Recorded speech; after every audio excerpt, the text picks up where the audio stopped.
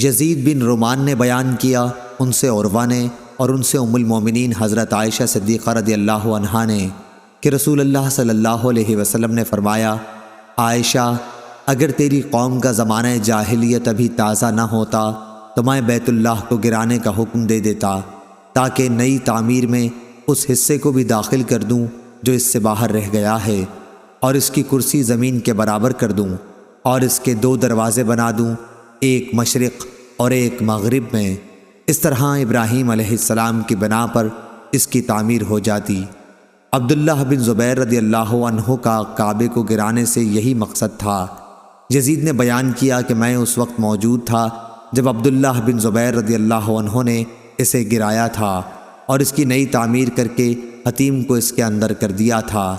میں نے ابراہیم علیہ السلام کی تعمیر کے پائے بھی دیکھے جو اونٹ کی کوہان کی طرح تھے۔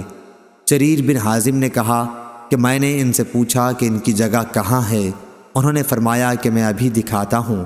چنانچہ میں ان کے ساتھ حتیم میں گیا اور آپ نے ایک جگہ کی طرف اشارہ کر کے کہا کہ یہ وہ جگہ ہے۔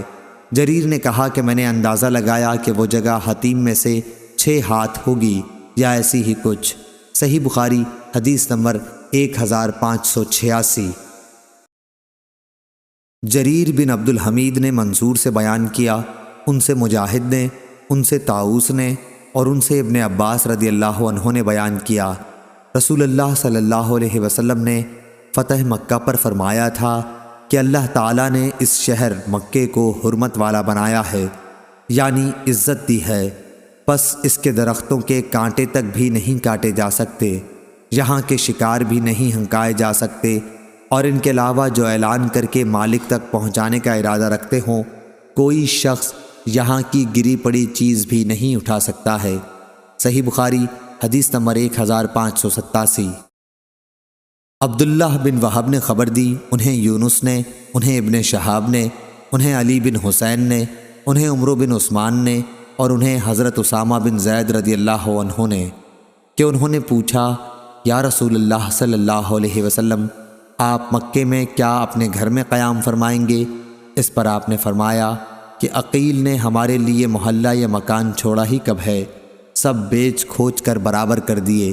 عقیل اور طالب ابو طالب کے وارث ہوئے تھے۔ جعفر اور علی رضی اللہ عنہ کو وراثت میں کچھ نہیں ملا تھا کیونکہ یہ دونوں مسلمان ہو گئے تھے، اور عقیل ابتدا میں اور طالب اسلام نہیں لائے تھے۔ اس بنیاد پر حضرت عمر بن خطاب رضی اللہ عنہ فرمایا کرتے تھے کہ مسلمان کافر کا وارث نہیں ہوتا۔ ابن شہاب نے کہا کہ لوگ اللہ تعالیٰ کے اس ارشاد سے دلیل لیتے ہیں کہ جو لوگ ایمان لائے، ہجرت کی اور اپنے مال اور جان کے ساتھ اللہ کی راہ میں جہاد کیا، اور وہ لوگ جنہوں نے پناہ دی اور مدد کی، وہی ایک دوسرے کے وارث ہوں گے۔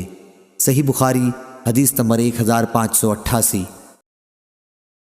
ظاہری نے کہا کہ مجھ سے ابو سلمہ نے بیان کیا، ان سے ابو ہریرہ رضی اللہ عنہ نے بیان کیا کہ رسول اللہ صلی اللہ علیہ وسلم نے جب منا سے لوٹتے ہوئے حجۃ الوداع کے موقع پر مکے آنے کا ارادہ کیا تو فرمایا کہ کل انشاءاللہ ہمارا قیام اسی خیف بنی کنانہ یعنی محصب میں ہوگا جہاں قریش نے کفر پر اڑے رہنے کی قسم کھائی تھی۔ صحیح بخاری حدیث نمبر 1589۔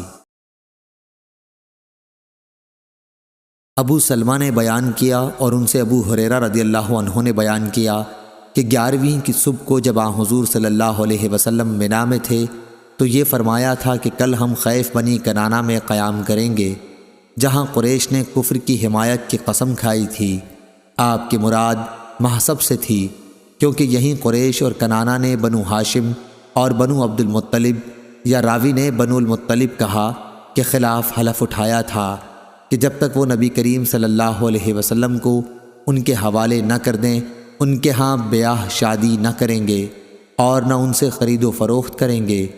اور سلامہ بن روح نے عقیل اور یحییٰ بن ضحاک سے روایت کیا، ان سے امام اوزائی نے بیان کیا کہ مجھے ابن شہاب نے خبر دی، انہوں نے اپنی روایت میں بنو ہاشم اور بنو المطلب کہا۔ ابو عبداللہ امام بخاری نے کہا کہ بنو المطلب زیادہ صحیح ہے۔ صحیح بخاری حدیث نمبر 1590۔